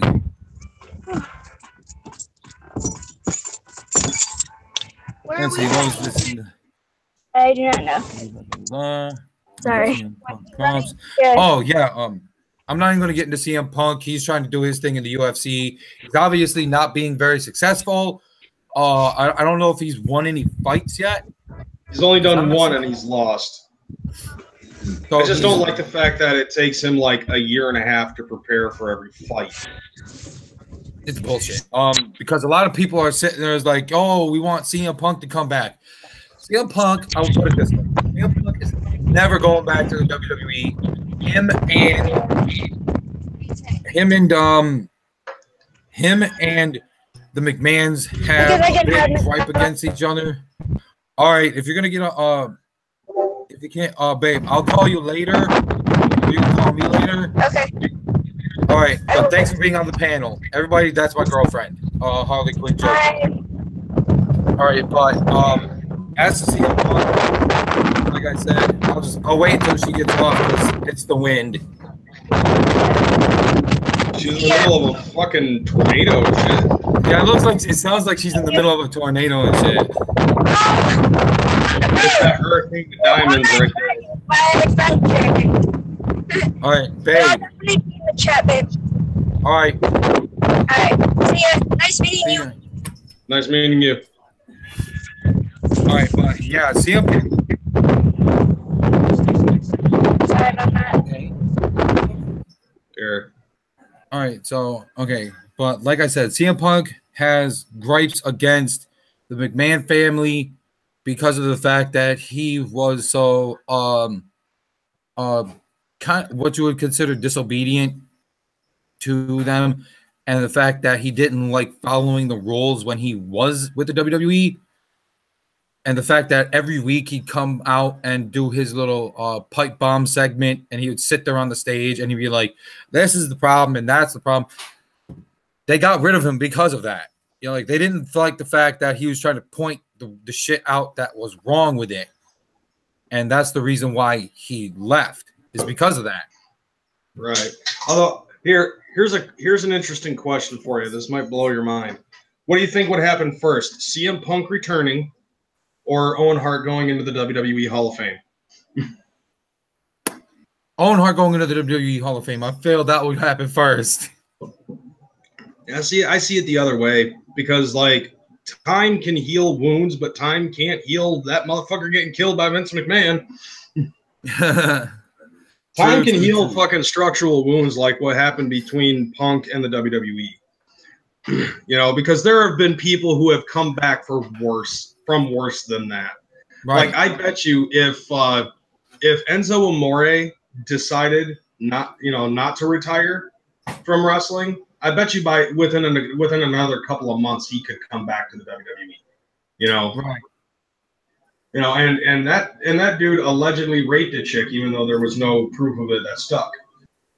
So CM Punk quitting because of a tiff or because he wasn't happy with the WWE, and shit like that. Like he, you know, even Vince McMahon himself has actually said on the Stone Cold podcast that if CM Punk wants to come back, you know, then they'll be willing to embrace him with open arms. Right. I mean, they said that a lot. They say that a lot about other wrestlers, especially ones that are over on TNA, the Impact Zone. Like there's certain wrestlers that they want to come over to the WWE because TNA is not too induced. Sorry, let me get my fucking words right. TNA is not doing too well at the moment because of the fact that some of their wrestlers have already left and went to NXT. Or either they went to NXT or they went to New Japan Wrestling. And because of that, they don't have such a big roster like they did like 5, 6, 7 years ago. But you also got to remember that TNA practically relied on ex-WWE talent in order to move forward. And even some of that ended up backfiring when Jeff Hardy ended up having an alcohol problem and a drug addiction. And how many times has Jeff Hardy come back to the WWE for that shit? Like, that's the stuff they fire people for, is having, like, he got fired for being on PCP and refusing a fucking drug test. And then, like, he ended up going to he ended up leaving WWE let him go because he refused a wellness policy. And then he went to TNA. Then he came back to the WWE, had that storyline even with CM Punk about his vices and shit like that. Got fired again for fucking drugs or alcohol. And then even proceeded to fucking go to TNA, had that huge ass fucking cluster of a match with Sting. And you know, and Jeff Hardy's back. The fucking, I think he's the US champion. Yeah, he is. Yeah. So like they keep giving Jeff Hardy fucking bones. So like I doubt that they wouldn't. I doubt that they would throw a bone to fucking Punk if he wanted to come back. But it's all based off of whether or not Punk wants to come back or not. Right. Honestly, what I feel about the Hardys coming back is I like the fact that they brought both of them back. I like the fact that they stayed a tag team for a while, and then after a while they kind of like went their separate ways, and now Jeff's over on SmackDown, Matt's on Raw. He went back to doing the whole. I liked Matt Hardy when what the fuck is this? Oh, wait, never mind. Sorry, that was just my fucking cord acting up for my phone charger. But yeah, I like the fact that broken Matt Hardy thing. Yeah, but the fact that he couldn't call himself Broken Matt Hardy is because of TNA laying claim to the rights to that character, that gimmick. Well, Now, I mean, not just the gimmick, but the entire storyline. Like they try to take credit for exactly. it. And once Matt Hardy ended up winning the rights to it, then by then he was still Woken. And I guess Woken would be more along the lines of a face turn rather than Broken being a heel turn. And he was going up, you know, the whole thing with Bray Wyatt. Right. Now, I like the fact that they have they did the whole how Matt Hardy and Jeff had that whole battle royal or tournament thing on the Hardy compound when they were in TNA. I like the fact that I like the way Matt went with that with Bray Wyatt, and then he put his ass into the Lake of Reincarnation. He didn't emerge for like almost a week or some shit like that, or a little over that, and he comes back. No more Sister Abigail.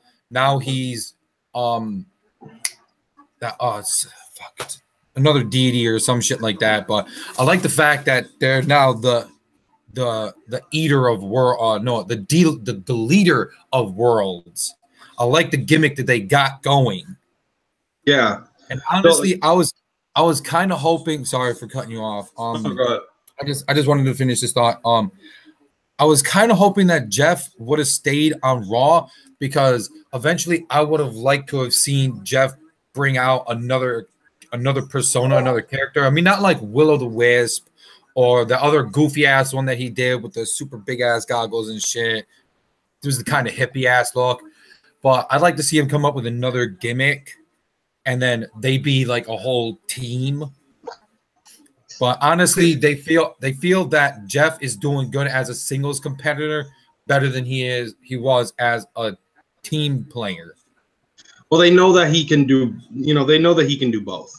I mean, for God's sakes, he's held multiple singles titles, and he's even become world heavyweight champion at one point. Yeah, exactly. So, like, they know Jeff can do the do. Like, and Matt, like, I hate to say it, but Matt does have a lot of reliability on being a tag team on being a tag team. But It's cool though, because like I don't mind seeing Matt as in a tag team. I don't mind seeing Jeff in a tag team either. I mean, obviously they're brothers and they work well together. They've been doing that shit since Omega. Right. And then throwing fucking Bray Wyatt into the mix. What better? Like, exactly. This is going to be the one storyline that it's actually going to work over for him. And I'm sure that for a long time he's probably just been lost in the muck because everybody was trying to figure out a way and how to turn him face, because he's been heel for fucking so long. Right. Every time that he has a good storyline, they just kill it. They just kill the storyline, and they'd be like, oh God, he's unstoppable when he's on Raw or SmackDown or both. But when he's on a pay-per-view, he can't fucking like they just make him drop the ball. And like even the whole thing when what was it? Remember when Daniel Bryan ended up becoming part of the Wyatt family? And then that was ridiculous. Then he fucking whooped Bray Wyatt's ass. And it just got formulaic at some point, where it was just like, he's going to do great on the show, he's going to do horrible in the fucking pay-per-view, like as if this motherfucker cannot hold the ball long enough to fucking win a pay-per-view match or something like that. Like it was ridiculous. Like I like the fact that he had the whole Wyatt family thing going for a while, especially when it was Roman Reigns, Dean Ambrose, and Seth Rollins as the Shield. I like the fact that after a while, the Wyatt family kind of fell apart and everybody went their separate ways, especially Luke Harper and Eric Rowan. And I'm glad they came back as their own tag team as the Bludgeon Brothers, because their gimmick is obviously working really well for them. Oh, yeah. And Bray Wyatt's doing better now. I mean, shit, look at Braun Strowman. He's flipping fucking trucks and ambulances over, for God's sake. Right. And now when I saw that shit from being a fucking rosebud. I mean, when I saw him do that shit on Raw, I was like, what the fuck? Uh-huh. I'm like, literally, I had to Google how much a semi-rig without the actual payload weighed, and it blew my mind. It was like something like 3,200 pounds. Is like, not even that. It's like fucking 15 to 20, 2,000 pounds. I'm like, Jesus Christ, this guy's literally the incarnation of a monster among men. Yeah. You know, I wish Like, that this dude was around during the Attitude Era, because I'm sure that we would have seen some epic fucking matches between the likes of him and the Big Show and fucking big, you know, and Viscera, as well as Mark Henry, you know, because all of those big men, strong men and shit. And he, like, if he's able to flip over a fucking semi, he'd be able to flip them around like they were cruiserweights. Right. I mean, because if you look at this, that one match he had, I think it was either this year, I think it was earlier this year. No, I think it was last year. He had a match with Big Show, and he wound up fucking, I think it was like a power bomb or some shit. He wound up breaking the whole fucking ring. It was like, Jesus Christ, you can't have two big dudes like that throwing each other around and expect the ring to not collapse. Yeah, no shit. I mean, Brock Lesnar did it with the Big Show also. So it's like, dude, you got to reinforce this motherfucker if you're going to have him fight again. Don't play with that regular ring shit. But honestly, like you said, if he would have been around during the time when you had all the bigger wrestlers, I would have honestly liked to have seen a battle royal of all the big ass wrestlers like Strowman, Big Show, Viscera, Mark Henry, Kane, all the really heavyweight wrestlers, and I think they would have had to have at least triple or quadrupled the ring to handle that much weight. Mm-hmm. I mean, you got dudes that are like 500 pounds, 550, 600 pounds throwing each other around. Your ring is not going to last very long. That is very, very fucking true. But the one question I should obviously ask before I got into the wrestling topic was, what do you like to do on your free time other than you work doing the Uber thing? And I had noticed, I watched a couple of your videos and you had mentioned that you do the Grubhub thing. But other than work, like when you do have your free time, what do you do on your free time? Usually I'm watching wrestling, or I'm trying to watch an MCU, you know, just basically just, you know, vegging. Like that's all I really do. Like any other extracurricular activity usually is swimming, but I usually wait for the summer for that shit. Right. But other than that, it's basically just like media. It's either I'm on YouTube or I'm fucking, I mean, you know, like Uber, Lyft, Grubhub, that's all my full-time job right now. Like extracurricular shit includes playing video games, doing shit on YouTube, watching movies. And on top of that, you know, I got a girl and, you know, I got 3 kids, spend time with them, do some shit with them as well. Let's see. What else? Now it's time for me to just try to make shit up. And I am not very creative when it comes to that. I would consider that my brain works and functions differently than other people. Right. I don't even as of lately, I don't really call or consider people. They're just other human beings that exist around me. Other than that, because I'm obviously I'm out there, I'm weird, I'm crazy, kind of borderline insane sometimes. Aren't we all? That's just me. I can't like you. I can't stand being around stupid people. Because earlier this year, I had took an IQ test and found out that I actually have a very high IQ. And now knowing that, it's like, damn. Now I'm surrounded. It was like, I can't stand fucking stupid people. I've always been that way, but knowing that I'm actually as smart as I am now, I now cannot tolerate them. See, like I've never taken an IQ test or anything like that. Like I think what it is for me is like I think it's more along the lines of just common sense that I'm more into. And when people just show that they have no common sense or don't know what the fuck they're talking about, like they jump into a subject that they have no clue what they're fucking talking about. That upsets me, especially when it concerns the Juggalo community. Oh, and somebody ended up asking do y'all remember when the Big Show used to be the Giant? Wicked Death Lord ended up asking that. Dude, I remember that like when he first started, like he wasn't even doing the choke slam as a finisher. His finisher was actually a fucking drop kick off the top rope. Oh Jesus! Yeah, can you imagine that? 500 pounds of missile drop kick heading towards you. Yeah, I can only imagine a 500-pound dude launching himself at me with a fucking flying drop fucking kick, and it's like you have literally 30 seconds to figure out what the fuck you're gonna do. Are you gonna sit here and just let him crush the shit out of you, or are you gonna attempt to move your limp body and avoid being crushed to death by 500 pounds? Right. I'd honestly try to jellyfish my fucking way out of that. It's like, no, I have a question for you, actually. All right. Do you remember that time in 1998 when The Undertaker threw Mankind off the Hell in the Cell and he fell through the Spanish announce table? I do remember that, and it's rare for me to remember that far back. Mm. But I do remember that. Dude, that was the shit. It fucking defined the era. Like I should. It really did. Like anybody who watched that shit, like that's something you can't forget. Right. See, fuck that's literally like I just said. I don't know. Have no more written down questions. I was gonna try and do that last night, but after a 6-hour live stream, my brain was strung out, and I just wanted to out.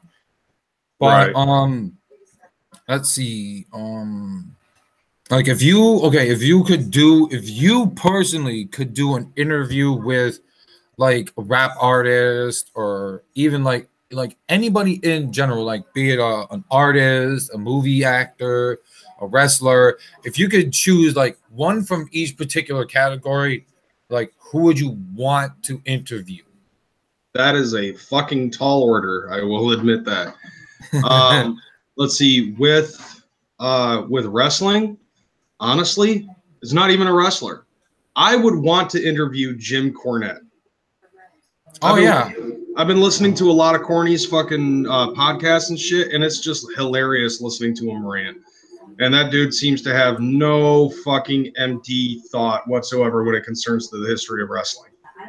When it concerns a movie actor, I would probably want to interview. I can't anymore, but like one of my favorite actors is a British actor by the name of Bob Hoskins. He's the guy who played Eddie Valiant in Who Framed Roger Rabbit. All right, yeah.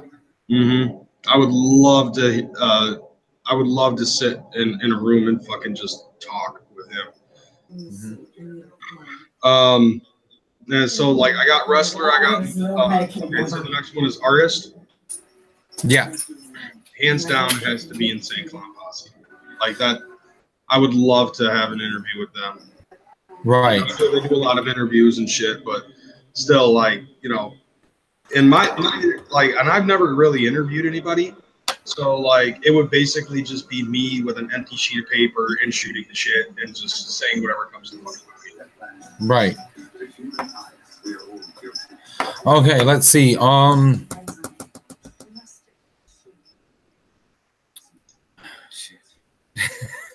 I've always got my brain on fucking overdrive. I'm constantly thinking and random thoughts and shit. And if anybody honestly sat there and could physically peer inside of my mind, you'd find nothing but a lot of chaos happening.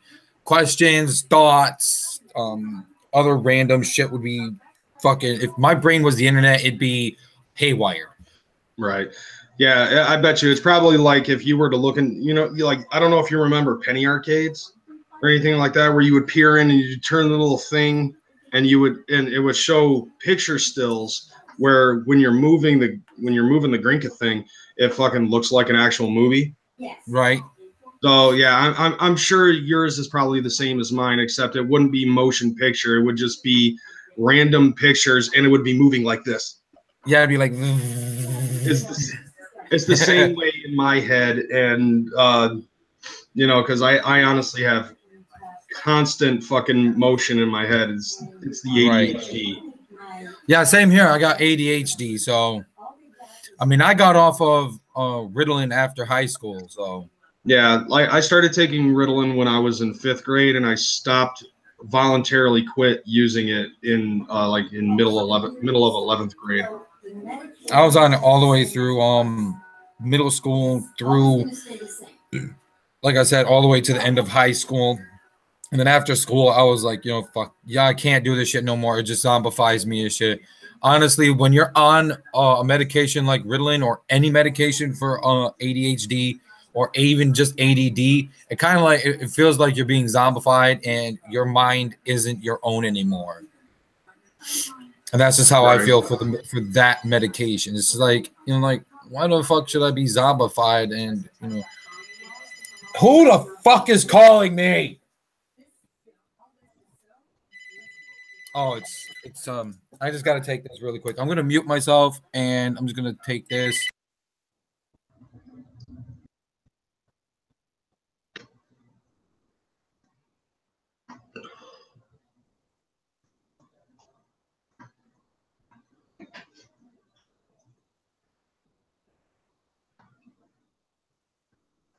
The pharmacy, the Rite Aid pharmacy calling, telling me that I have prescription medication in.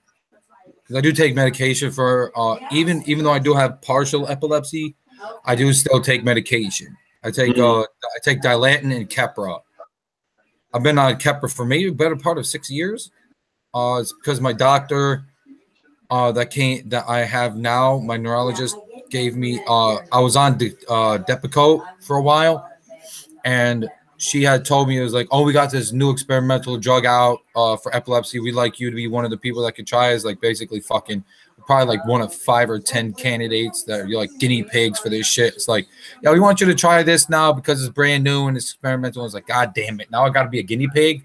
Like, fuck, damn it. You couldn't choose somebody else. I wasn't. And the thing is, you know, like I actually looked up the side effects for this medication recently, like about a month ago. And I found out it helps with epilepsy, but at the same time, it causes more problems. Like, I guarantee you've never heard of a medication that causes depression. Oh, yeah. I mean, it really depends on whether or not that is actually what you're supposed to be using it for. Luckily for me, though, the only thing that I ever had to take like on a normal basis was Ritalin. And I stopped taking it because I started getting the zombie effect. The zombie side effect thing. So I fucking quit taking it, and I told my doctor about it. He's like, well, we'll take it off. We'll take you off of it for a month and see if there's any changes. And I said, even regardless as to whether or not there's changes, I'm not taking it. You can prescribe it to me all day. I'm not going to fucking turn it in. I'm not going to take it. I'm not even going to go to the fucking office anymore because, like, I don't want to have to go back into that state. I like, you know, and actually because of that, like, I stopped trying to take pills altogether, and like now it's to a point where it's like if I have a backache that is so fucking bad that I can barely get out of bed, I'll then take Tylenol. Right. Take the lowest common denominator. I don't like taking any mind-altering drugs or anything that's going to get me high. So like I don't even like. I think the last time I had a back spasm, like they ended up issuing me fucking thing in naproxen, and I was like, you can just get a leave over the counter. Why I ain't paying $60 for this? Right. I mean, like technically all my medication, like in total, I only take 2 kinds of medication, but I never really looked at the little pamphlets that they give you with the pills to see how much the pills would cost. And then I think it was like last year, I finally fucking looked at these pamphlets one day, and I looked at it. I was like, my fucking mind was literally fucking peeled back. Like one of my Dilantin is like $125, $180, and the Keppra that I take is something like $300-$400. I'm like, if I wasn't on Medicaid, I wouldn't be on pills. All right, I'd be in the hospital all the time. Right. But I'm glad I'm on Medicaid though. Yeah, I just think that there's a more natural way to fucking even things out chemically in your brain. And believe me, I'm pretty sure that this is one of those things. Oh yeah, weed. Like lately, okay, I'll just say lately that, you know, because of the fact that it gets really nice out at night now. Like I have the windows open most of the day, and mostly through the night until I decided to go to bed. But lately at night, especially during my live streams, a couple days now, I've actually noticed, because in the like where I live is like townhouses and apartment buildings. So you're like in the town I live in, there's a lot of potheads, and pretty sure there's maybe 3 or 4 like a small half a dozen real serious junkies like crackheads and shit. But I've noticed lately that there's weed in the air. It's like that weed. Somebody smoked weed. I actually told my. I was actually talking to my mom last night when she was down here during the live stream. I was like, man, one of these days I'm gonna walk out that door at night. I'm like, yo, who the fuck is smoking weed? Give me some. All right. But yeah, I used to smoke. And here's the weird story about this is when I lived in the city, the library of the downtown area had a big ass library, and they had this area in the basement area. It was the teen center where the curator for that area had a massive collection of graphic novels from Marvel, DC, random graphic novels from other publishers, manga. And I'm sitting there, I walk in there, and I get this a lot, that I don't look 32 going on 33. I look like I'm 23. No, like 22 going on, or whatever it is. Everybody says, dude, you look like you're 10 years younger. I was like, complimented, accepted, thank you very much. But when I walked in there, I was 27 at the time, and they thought I was like 17, 18 years old. I ran with it for like a month and a half until I finally sat there and told them, I was like, you guys realize I'm not really 18. I'm like 27. And they're like, well, you can't be hanging around in here no more. But I had amassed a following of friends in there, all teenagers, and they looked up to me like I was like the older brother and shit. So, and they're actually the ones that got me into smoking weed. I had tried them with them one day, and I was like, damn, this shit's fucking good as fuck. But after I had broke up with my first ex, I had stopped, and it's been like 2 years, 4 months and some change. I'm not gonna get real technical with weeks, days, hours, minutes. I could really do that. Like sometimes I'll be like, okay, if you want to get technical, it's like 2 years, 4 months, 3 weeks, maybe 4 or 5 days, some hours, some minutes, and some seconds. My big thing. Like I quit smoking a while ago. You don't have to go to the pharmacy. Well, I still got to, because I just got a call from Rite Aid. So, but yeah, my subject in I was gonna ask you, like, what was your biggest subject in school, and I was just gonna sit there and be like, my biggest subject was not math. But now I can sit there and like crunch numbers in my head. Like I blew somebody's mind the other day during a live stream. I sat there and was like, I'll give you take this and this becomes this. Take that number and you multiply, you add that to that same number and you get this, and you take that and you get that. And it's like, but as for multiplication and division, I can't multiply and divide. Right. No, I actually do excel in. I excelled in math once I got into high school. When I was in elementary school, it was hard for me to deter like fractions and decimals and shit like that. Now it is very commonplace. And my son's going through the same shit right now, so I definitely do very well in math. The worst that I actually had was probably English, which is kind of fucked up. I actually failed English 9 4 times. And luckily I was a 5th year student, so I had to, I flunked. I ended up failing and got held back freshman year. Damn. So I finally got it taken care of with a D in English. I think a vast majority of my problems in school was not the fact that I didn't do my homework. It was either I didn't turn in the homework or it just wasn't explained to me in a way that I could understand.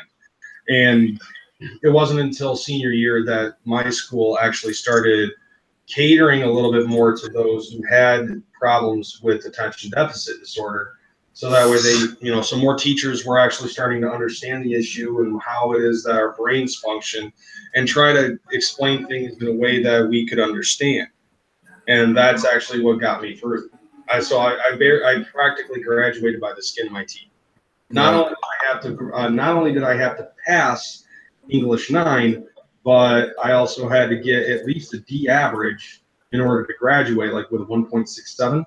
And that's exactly what I got. I mean, I'd say the same thing. I got out by the skin of my teeth, but my favorite subjects that I excelled in, I actually went to a really nice school. It's called Edison Technical and Occupational School. Mm-hmm. Basically, like an occupational school. You can pick up a trade and shit from there. But let's see, I would say it was either freshman year or sophomore year. I had to do a book. We had to do a book report for English, and I chose to do Jurassic Park because at that time it was my favorite fucking movie. And there was like, you have to do a book report. You have to be able to get the book and you have to read it. I looked at the book at the time and fucking thing was like this. I'm like, and the book report was like, yeah, you had 2 weeks to do it. And I'm like, yeah, I can't read a book like that thick in 2 weeks. So I sat there and I had the movie. So I was like, okay, the movie's going to be kind of similar to the book in ways. So I sat there, I watched the movie. It was like an hour and some change. I sat there, I did my book report. I actually passed with, I think it was like B+ or maybe an A. But my best subject, my second best subject was science. I had done a science report on the neurological system of the human body. And I wound up passing that shit with like an A. Because at the time, my mom was taking a course on something, and she had all the cue cards and everything I needed.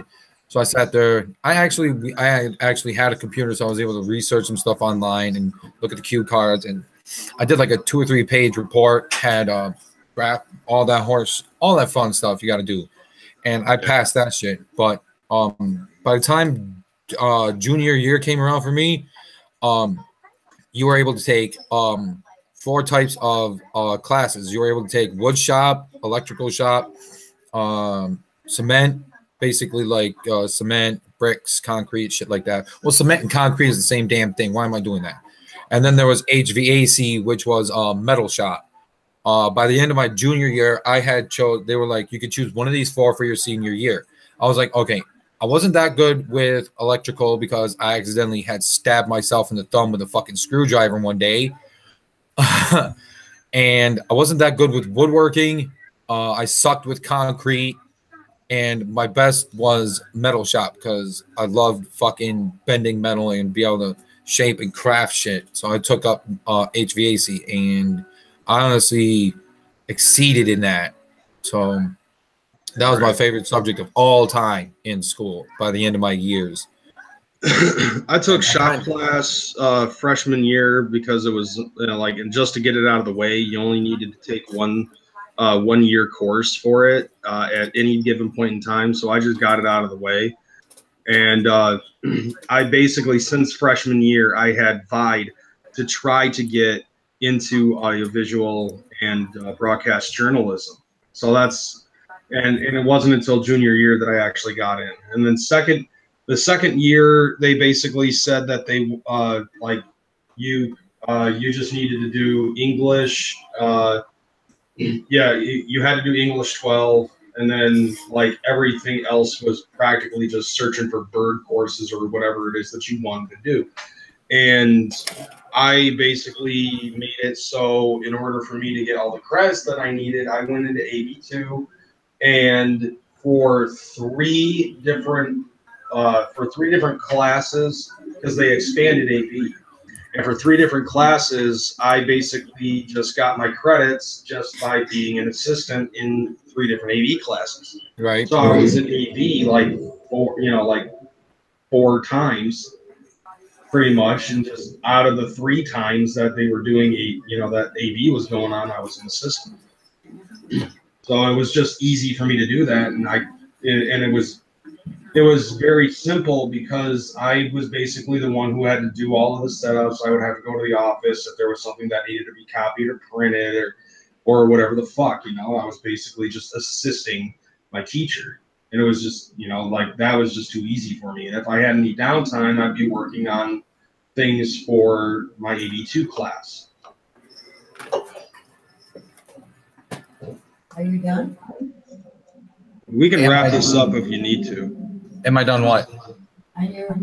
No. I mean, just literally the rest of the day, I can do everything else I need to do.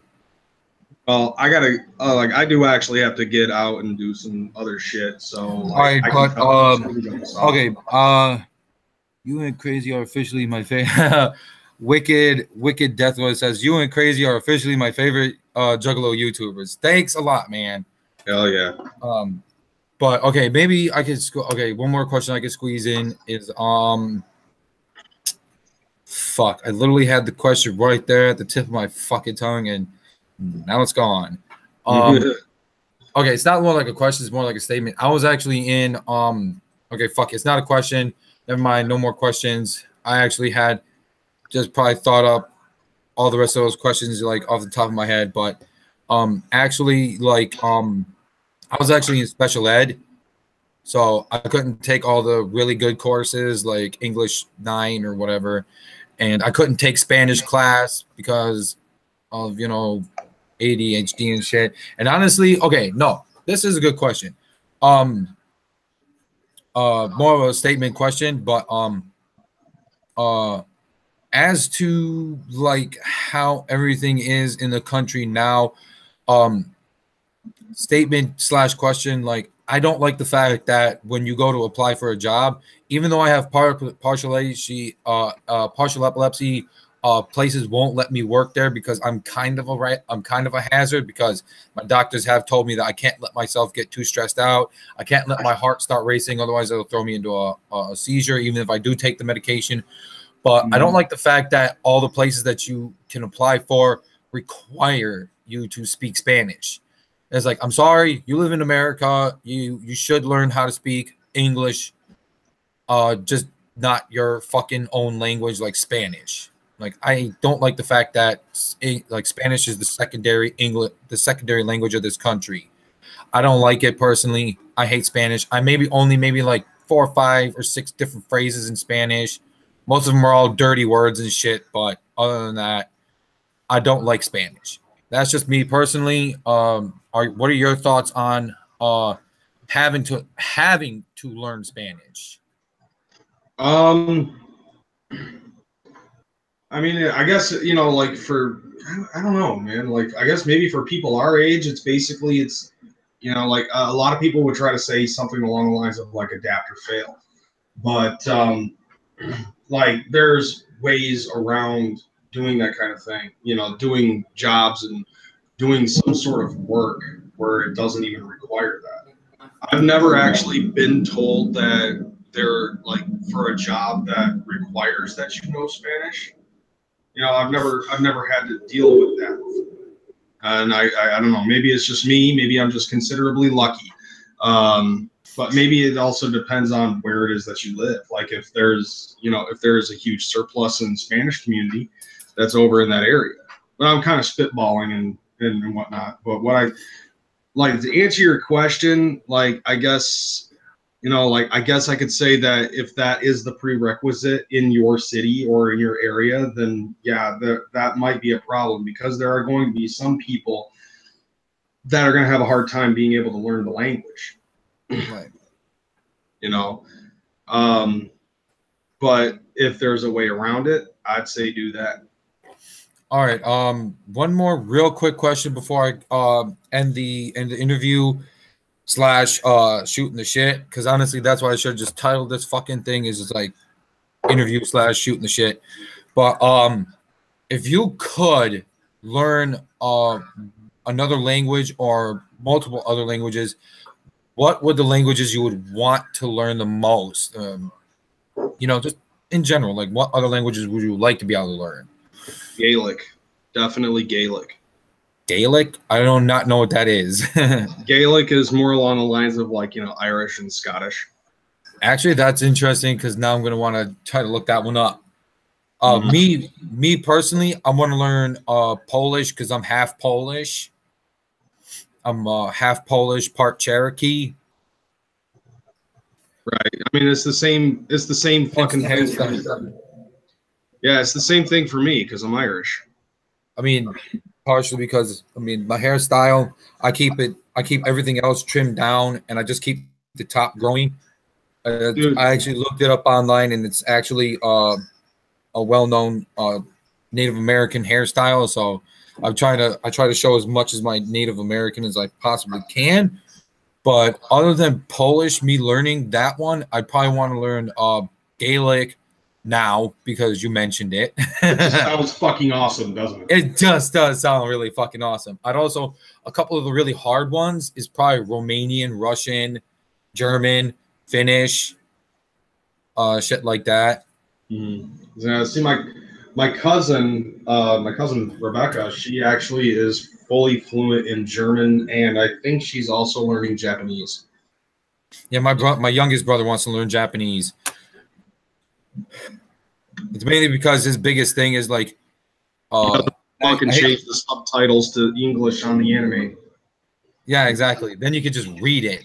But I'm not putting him on blast, but you know, it is going to seem like I'm putting him on blast. But his biggest thing is like he's into anime and like wanted to go visit Japan and shit. And lately he's been getting extra weird and shit. You're like, there's a lot of like my brothers and sister are pretty weird in general, like I am, but not as weird as me. But his biggest thing lately is fucking. He just spent like last year. He spent like $2,000 on this fucking custom made furry outfit, and ridiculous. It's stupid. Hey, like if the boy wants to get into a fur pile, that's his decision. Yeah, exactly. But you're like, I just wish I could slap some sense into. It was like, what is your problem? I can't really say too much shit when it concerns that type of stuff because I mean, shit, there are people who fucking dress up in cosplay at fucking Comic Cons and shit. Yeah, I know, and that's like DCG Con just came and gone, and I was at that motherfucker, and there were actually a couple of people who were, who were Comic Con the fuck out. Like, right. I think I saw one girl, she looked like Tank Girl. It was the shit. She didn't have the ass for it, but she dressed up like Tank Girl. Didn't have the ass for it. Okay, so we will wrap this up. Thank you for taking the time out to let me interview you again. Thank you very much. It was an honor interviewing you. Not a problem, man. I am before I wrap this up, do you actually have like a Juggalo nickname actually? It's Kreyz and McKormik. Like okay, that's McKormik. It's been like that since like 05. Remember when I was talking about how I started to write music and shit, I would pass it over to somebody that I worked with, and they looked at me like I was fucking crazy. And because of my Irish roots, like the McKormik thing came up. South Park was pretty big at the time, so I fucking just blended the two together, and boom, Kreyz McKormik, screen name, fucking rap name, nickname, everything. Yeah, I didn't come up with my nickname. I didn't come up with my nickname for a long time until it was like I started YouTubing. I chose my nickname as Virus. I mean, my channel is Chaos Clown Joker, but my nickname is Virus. I came up with it because I tend to make friends fast, and I looked at it as like, wow, I actually spread pretty quick, just like a virus. And I was like, all right, that's gonna be my nickname. My name is Virus. Oh yeah. See, sometimes the name just comes to you. Somebody tried to tell me a long time ago, you can't just come up with your own fucking name. And I'm like, look, if something meets your, your personality or something to that effect, like sometimes that shit just can't be helped. Yeah, like my girlfriend, for example, she didn't really have a Juggalette name. And about 2-3 days ago, I would say maybe 4 days ago at Max, I was like, okay, don't worry, I'll think of something up that fits your personality. And she's kind of weird and kind of crazy and shit. I was like, okay, I got the perfect name. Plus, she's a huge fan of Harley Quinn. Well, so am I, but I also like the Joker. And I was like, okay. She has a shirt that says Daddy's Little Monster on it. And I was like, okay. I feel that the perfect nickname for you would be Little Monster. Mm-hmm. Yeah, at least it wasn't something fucking trivial like Skittles or some shit. Like I know too many Juggalots with that nickname. Yeah, fuck that. But yeah. Like I said, this is the end of the interview. Mo fucking clowning around. You actually came at the closing of the interview. But 1 minute, Mom. Just let me close this out and I will handle everything. Thank you again, man. Maybe maybe one of these days I can have you on one of my live stream panels. You know, like hopefully, you know, like whenever you have a lot of free time and shit, it'd be cool. Yeah. Like if I'm not too busy and I just happen to see it come along, I'll fucking, you know, I'll come and jump in. But yeah, everybody that was on the panel, thank you for being in the not the panel.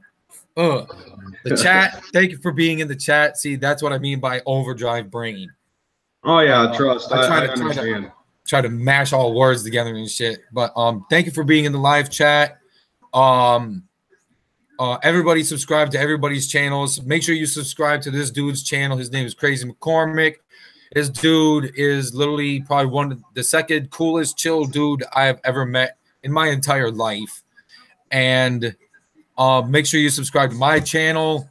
Make sure you smash the like button and the notification bell to make sure you know when he drops new content, to know when I go live or when I drop the content. And I wish you all a very I hope you all have a good day. And just remember, y'all, just keep this shit wicked. Whoop, whoop. Whoop, whoop.